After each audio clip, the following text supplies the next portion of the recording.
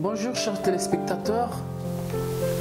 Aujourd'hui nous avons reçu une servante de Dieu, une dame, une femme de distinction qui est sur ce plateau que je vous invite de découvrir ensemble avec moi. Bonjour madame. Bonjour Clarisse. Pouvez-vous vous présenter aux téléspectateurs? Bien sûr. Donc je suis le docteur Kerad Malek Ouzna Malek. Je suis médecin urgentiste, spécialiste en médecine de catastrophe et maman de 4 enfants. J'ai dirigé un service d'urgence et pendant une quarantaine d'années j'ai fait des urgences bien sûr. Et malheureusement dans mon histoire personnelle, j'ai eu un grand problème grave. J'ai été atteinte d'un cancer 3 mois avant la retraite. Très bien. De quelle origine êtes-vous? Alors, je suis d'origine berbère, c'est-à-dire que je suis née en Algérie. Mes parents, alors mon père était musulman, enfin du côté de sa famille, et ma mère catholique. Donc j'ai été élevée dans les 2 religions, mais beaucoup plus, la religion catholique était beaucoup plus importante dans la famille, puisque c'est la maman qui reste à la maison. Donc on m'a beaucoup transmis cette religion. Voilà. Merci. Vous pouvez remettre votre masque. Merci. Donc nous avons le docteur Ouzna, donc Malek Kerad Ouzna, qui est urgentiste. Docteur, est-ce que vous pouvez nous dire dans quels hôpitaux vous avez travaillé en tant que médecin? Alors, je peux dire que j'ai travaillé en tant que médecin dans plusieurs hôpitaux. D'abord en Algérie pendant 8 ans comme médecin généraliste. Puis en France, depuis 89, je suis en France, donc, où j'exerce la médecine d'urgence, puisque je suis spécialisée en médecine d'urgence et de catastrophe. Donc j'ai travaillé à Mantes-la-Jolie comme médecin urgentiste, Puis après, je suis venue à Saint-Germain-en-Laye comme médecin urgentiste, puis comme chef de service, que j'ai dirigé le service des urgences de Saint-Germain-en-Laye. Chers téléspectateurs, nous avons comme invité Dr Malek Kerad, urgentiste. Nous ne sommes pas en face d'un simple citoyen, mais nous avons ici une personne, une femme, un médecin qui maîtrise ce qu'on appelle les urgences, ce qu'on appelle les catastrophes, ce qu'on appelle la maladie. Et Dr Malek Kerad Ouzna va donc nous parler de son témoignage. Elle est ici parce qu'elle a un témoignage à nous faire. Docteur Malek, nous vous donnons la parole pour que vous fassiez votre témoignage. Merci Clarisse. Donc je voulais ajouter, en plus de mes fonctions de médecin urgentiste, je suis aussi impliquée dans des associations comme l'association AMAP, qui permet effectivement d'aider d'envoyer des moyens sur l'Afrique pour faire des dispensaires. Donc je fais aussi de la médecine humanitaire. Et puis je me suis aussi occupée avec donc mes amis de monter une structure pour les femmes battues, c'est-à-dire pour prendre en charge les femmes battues à Saint-Germain-en-Laye, qui s'appelle Women Safe, voilà, qui marche très bien. Voilà. Merci docteur. À présent, pouvez-vous maintenant nous raconter votre témoignage? Alors mon témoignage, c'est un témoignage d'une certaine reconversion. Parce que c'est vrai que jusque-là, comme je travaillais comme médecin, je me disais, bon, ben écoute, j'ai pas besoin de trop aller prier parce que, bon, Dieu, ben, il est content de moi, je fais des bonnes actions. Donc malheureusement, dans ma vie, il y a eu des malheurs qui sont arrivés et qui a fait que, en plus de mes urgences, je me suis retournée aussi vers la religion pour retrouver des forces, parce qu'à un moment, je me suis écroulée. Alors, qu'est-ce qui s'est passé? J'ai été atteinte d'un cancer à 3 mois avant de prendre ma retraite. Ça m'est tombé comme ça sur la tête. Ma vie a basculé, c'était le 13 février 2019. Là, j'en voulais à Dieu. Je n'ai pas compris qu'est-ce qui m'arrivait. La maladie m'a terrassée. La nouvelle m'a terrassée. J'étais médecin et je passais de l'autre côté de la barrière, c'est-à-dire je devenais un malade. Et cette épreuve m'a fâchée avec Dieu, tout simplement, je peux le dire, hein, on peut le dire. J'étais en colère, je dis c'est pas possible, mais Dieu, qu'est-ce que j'ai fait? Pourquoi tu me fais ça? Avec toutes les bonnes actions que j'ai faites.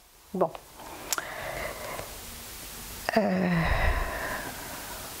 Pardon, est-ce que je peux prendre une minute? Je comprends. C'est assez douloureux. Voilà. Bon. Donc j'étais dans la sidération. Mes enfants étaient dans la sidération.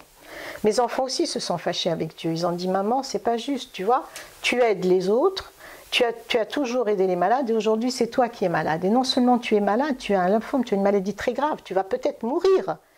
Et ça a été insupportable. C'était une souffrance pour moi, d'accord, mais la souffrance était beaucoup plus importante pour moi parce que mes enfants souffraient aussi. Et ça, c'était incompréhensible.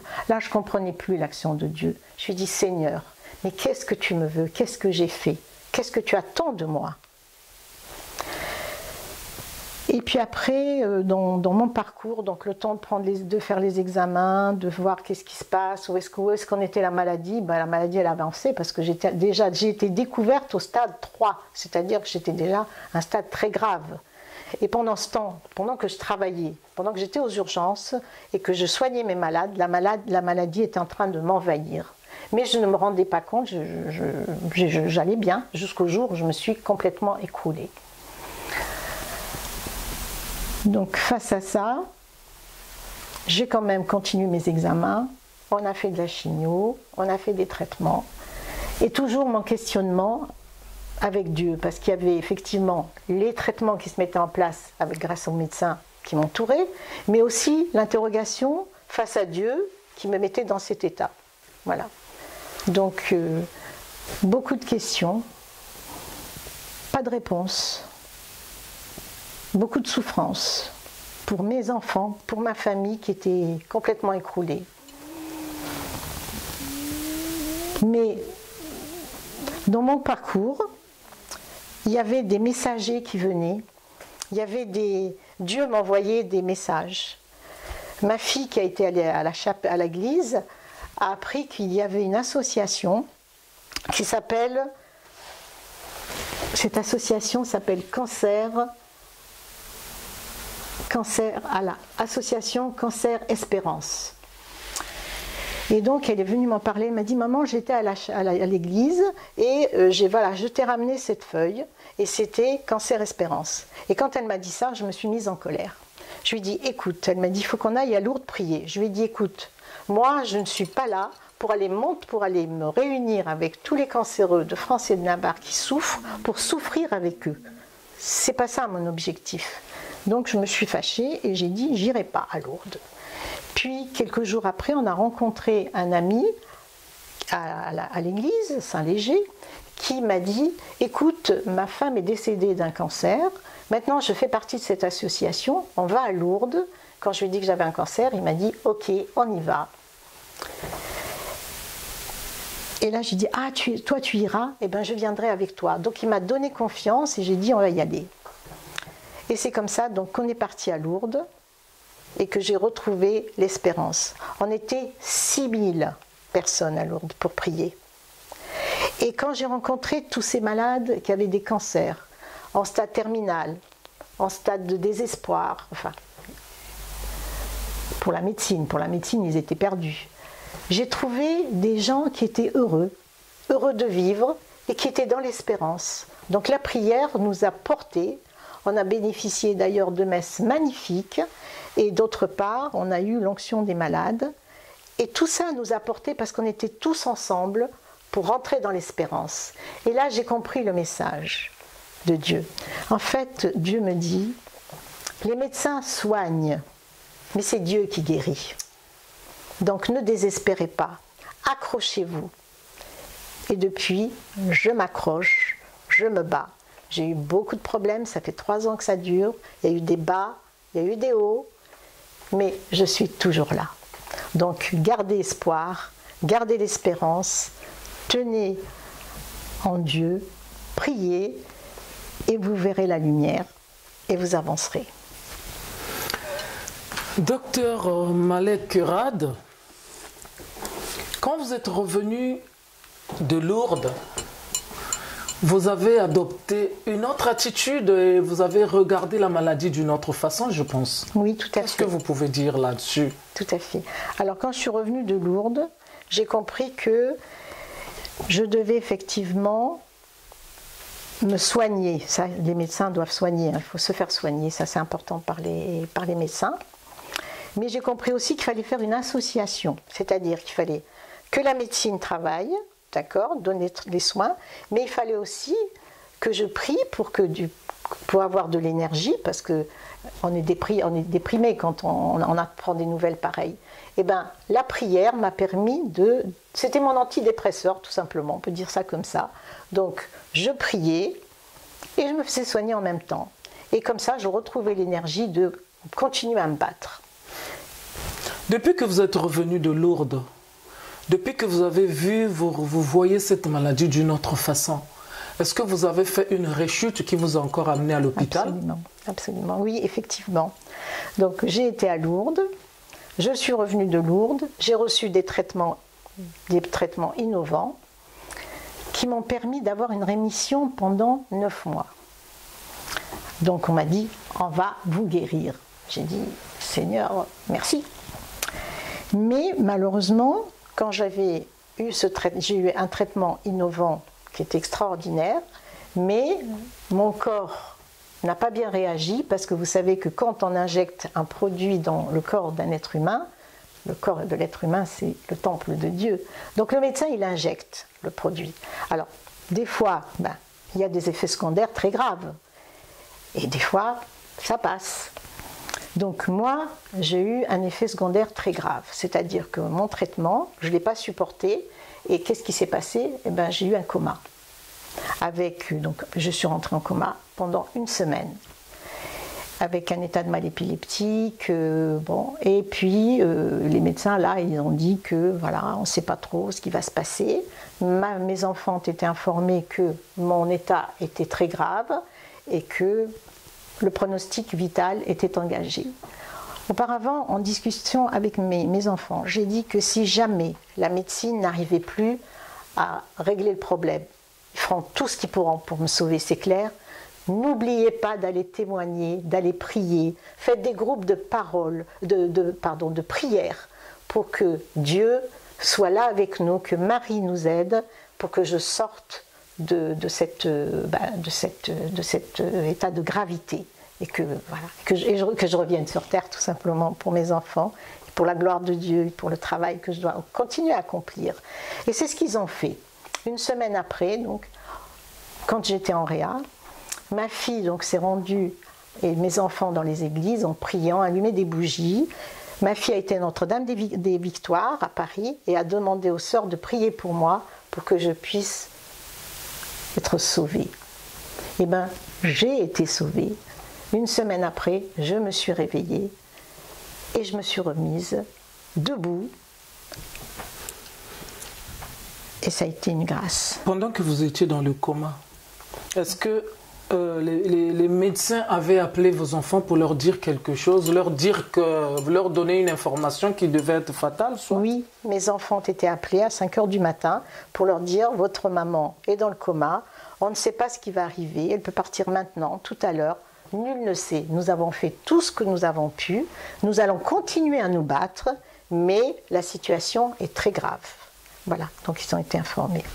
Donc les enfants étaient vraiment Mes enfants étaient bouleversés, perturbés, et là aussi, fâchés avec Dieu. Et alors, vous êtes resté à l'hôpital après la sortie de la réanimation, vous êtes resté à l'hôpital combien de temps? Et comment vous avez fait, comment ça s'est passé de l'hôpital jusqu'à la maison et jusqu'à aujourd'hui? Alors, quand j'étais à l'hôpital, effectivement, donc j'ai été surveillée. Puis quand je me suis réveillée, miracle, ils m'ont dit « Vous êtes une miraculée ». J'ai dit « Oui, c'est vrai, je suis une miraculée ». Donc j'ai bénéficié d'une surveillance d'une semaine.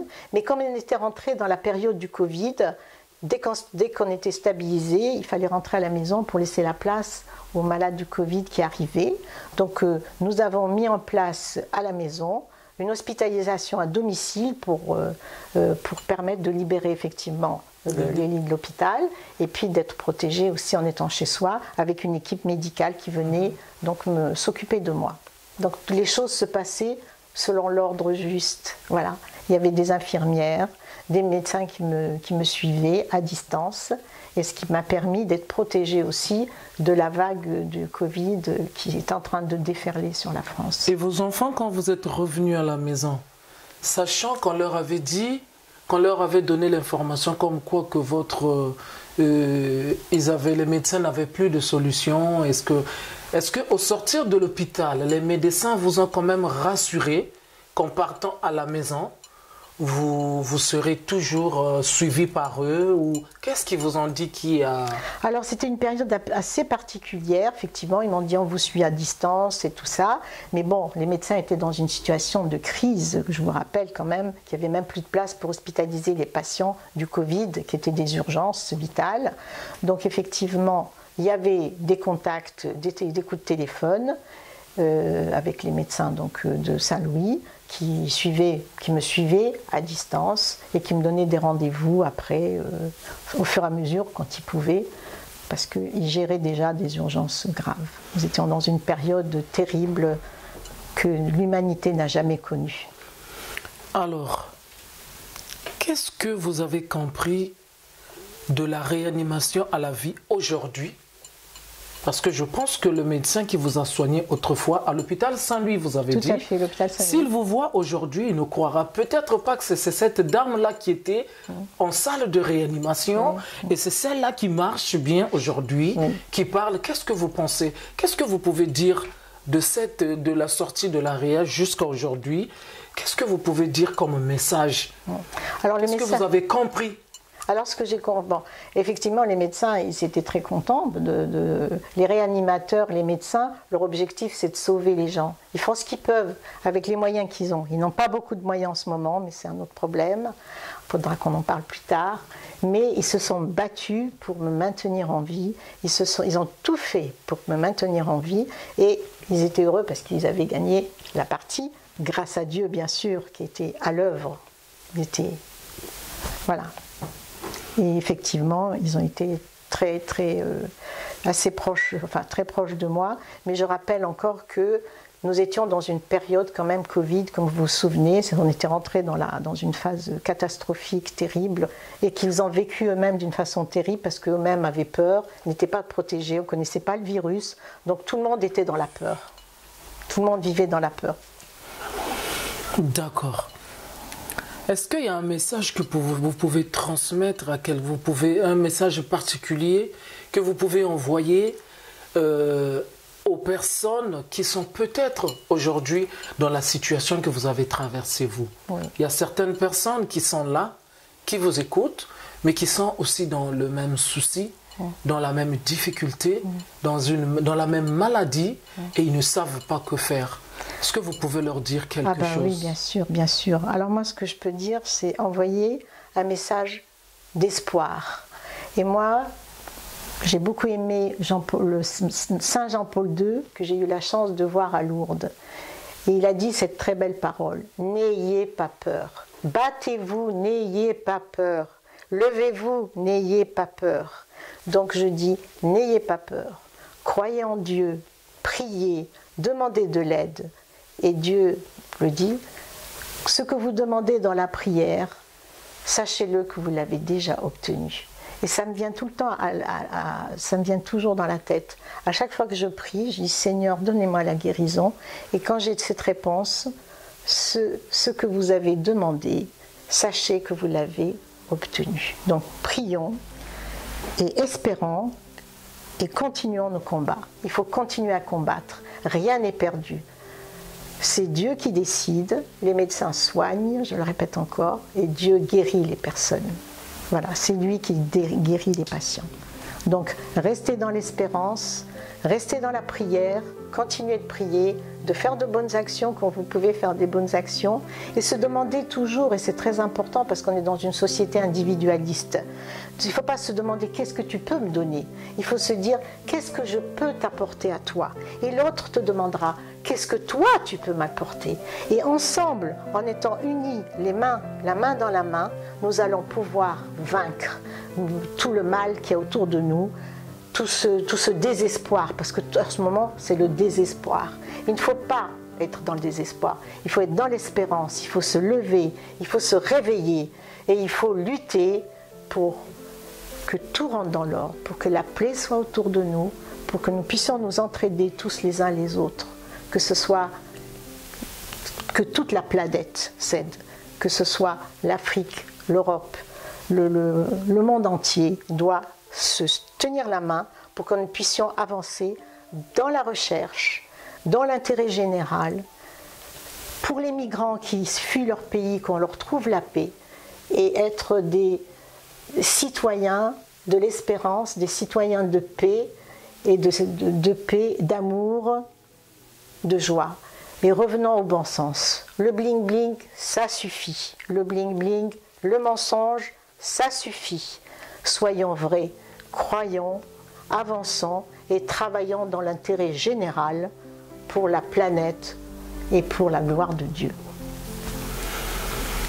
Chers téléspectateurs, vous venez de suivre le docteur Malek Kherad dans son témoignage.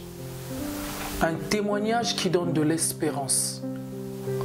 Un témoignage qu'elle vous a fait afin de faire comprendre que la maladie, oui, elle peut être là, mais elle n'est pas restée cramponnée ou en train de pleurer dans sa maladie. Au contraire, elle nous dit que dans la prière, qu'elle a renouvelé ses forces. Merci de nous avoir suivis. Merci et à la prochaine émission avec le docteur Malek Kerad qui est notre partenaire. Au revoir.